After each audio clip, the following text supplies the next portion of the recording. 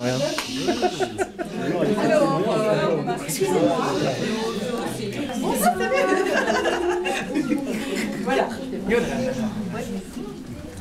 Alors, en tout premier lieu, avant de regarder le spectacle, j'aimerais vous souhaiter la bienvenue de la part de toutes les personnes qui travaillent ici à lire et écrire.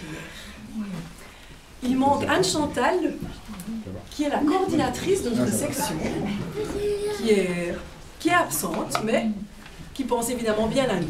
Alors, bienvenue et merci déjà pour tout ce que vous avez amené. Après le spectacle, on va vraiment pouvoir se régaler.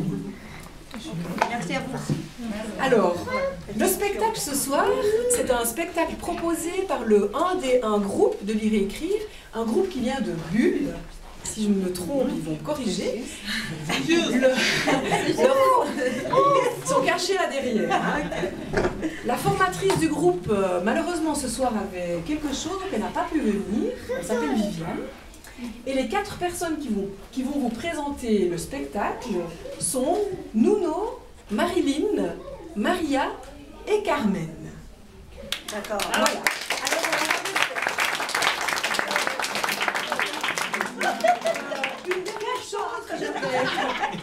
Une dernière chose, c'est qu'avec nous ce soir, on a un photographe qui se trouve derrière son appareil de photo, parce qu'il va prendre des photos. Faire une vidéo. Il va carrément faire une vidéo de la présentation.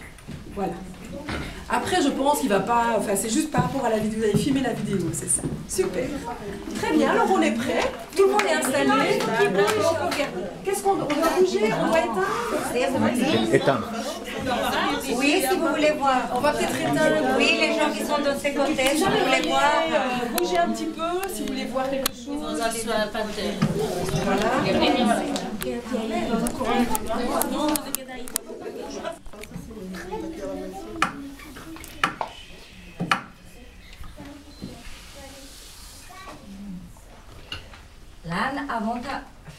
L'âne avant travaillé pendant toute sa vie pour son maître, portant un sac de farine sans se plaindre.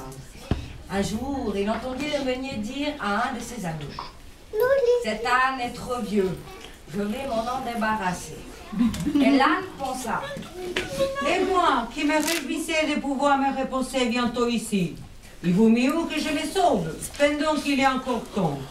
J'ai entendu dire que la ville devrait me chercher des musiciens.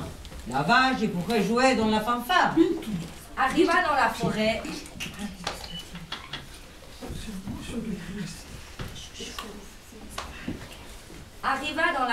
Ils entendit gémir.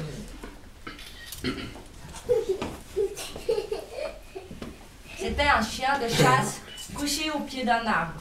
L'âne lui demanda: « Eh bien, mon ami, pourquoi pleures-tu » Le chien lui répondit: « Hélas, je n'aime plus aller à la chasse.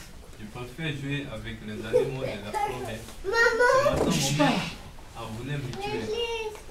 Je me suis enfui, mais où est-ce que je veux trouver à manger? » Viens avec moi. J'ai entendu dire que la ville devrait me chercher des musiciens. Là-bas, nous pourrons jouer dans la fanfare. Et les voilà partis, le chien devant et l'âne derrière.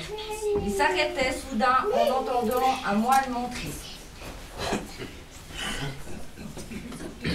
C'était un chat qui se lamentait.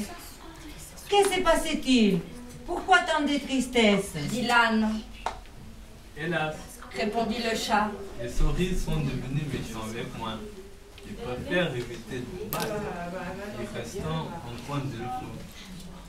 Mais ça me parle du goût de ma maîtresse qui a voulu m'assumer ce matin. Je suis me sauver. Mais qu'est-ce que je veux maintenant devenir? Viens avec nous. J'ai entendu dire que la ville devrait me chercher des musiciens. Là-bas, nous pourrons jouer dans la fanfare. Et les voilà partis, le chien devant, l'âne derrière, et le chat qui ferma la marche. Comme il passa devant une ferme, ils entendirent un coq chanter à tue-tête. Cocorico, cocorico. Oh là, tu nous casses les oreilles. Jamais on n'a entendu un coq crier aussi fort. Dit l'âne. Je chante pendant que j'y peux encore. Mes maîtres ont décidé de me faire bouillir dans leur marmite pour que je ne les réveille plus. Cocorico, cocorico. Viens avec nous. J'ai entendu dire que la ville devrait me chercher des musiciens. Là-bas, nous pourrons jouer dans la fanfare. Et les voilà partis, le chien devant, suivi de l'âne portant le coq sur son dos, et le chat qui fermant la marche. Voici que la nuit tomba, Allons nous abriter sous les arbres. dit le chat. Il s'installa du mieux qu'il put au pied d'un grand arbre. Le coq choisissa la plus belle branche et s'écria.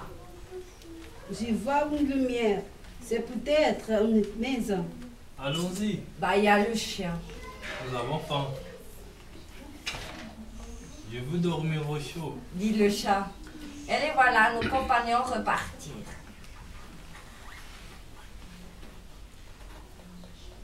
Ce que je vois me donne la chair de poule. Qu'est-ce que c'est?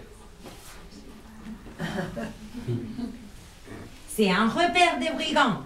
Chuchota l'âne. Ils ont mis leurs pièces d'or dans des sacs et ils font la fête autour d'un bon repas. Comme j'aimerais moi aussi me mettre quelque chose sous la dent. Dit le chien en se laissant les babines. Ah, si seulement nous étions à leur place. Soupira le chat. J'ai une idée. Dit le coq. Nous allons lui faire peur. Toi, le chien, tu vas monter sur le dos de l'âne. Toi, le chat, tu vas monter sur le dos du chien. Et moi, je vais sauter sur la tête du chat. Ensuite, nous chanterons tous ensemble très fort. Attention, à mon signal, 1, 2, 3.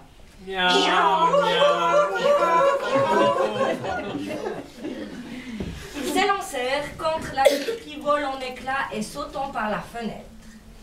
Les brigands, croyant voir un monstre, ils s'enfuient dans la forêt à toutes jambes.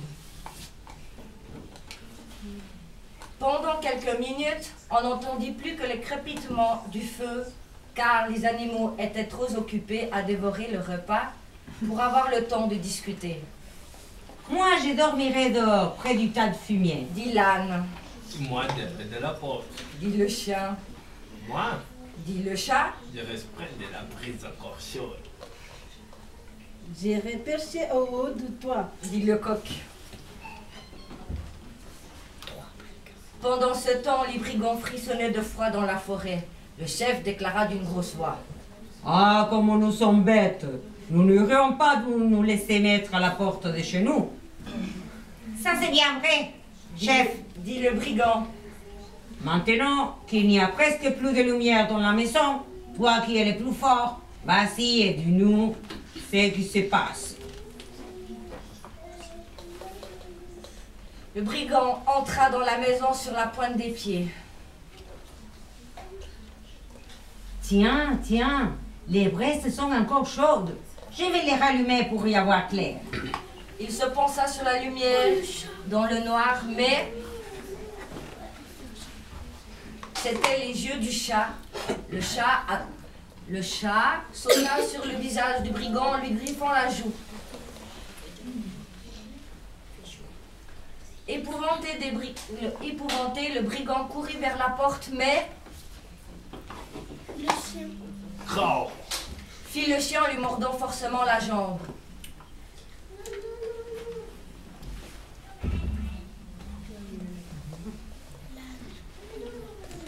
Blanc, voilà un bon coup de sabot pour que tu cours encore plus vite. Dit l'âne. Le voleur était à peine remis de ses frayeurs que le coq, réveillé par tout ce vacarme, cria à tue-tête. Cocorico, cocorico. Dans la forêt, le brigand retrouve ses complices et leur dit. Dans la maison, il y a une sorcière qui a ricané en m'ébriffant de ses ongles crochus. Devant la porte, un nain poilu m'a mordu à la jambe. Dans la cour, un géant noir m'a projeté en l'air d'un coup de bâton. Et sous le toit, j'ai vu un diable qui ouvrait ses ailes gigantesques en hurlant « Attrapez-le !» Attrapez-les, attrapez-les. Nous ne pouvons pas rester là. Ordonna le chef. Sauvons-nous vite. Il disparaît et ne les revoit plus jamais. Et nos 4 musiciens de Brême, ils se trouvaient si bien dans cette maison qu'ils s'installa pour ne plus repartir. Mais si un jour vous passez par la route de Brême, vous pouvez peut-être voir une maisonnette où 4 musiciens sont très heureux de vivre ensemble. Ils vous inviteront certainement à entendre leur concert. Wouf wouf!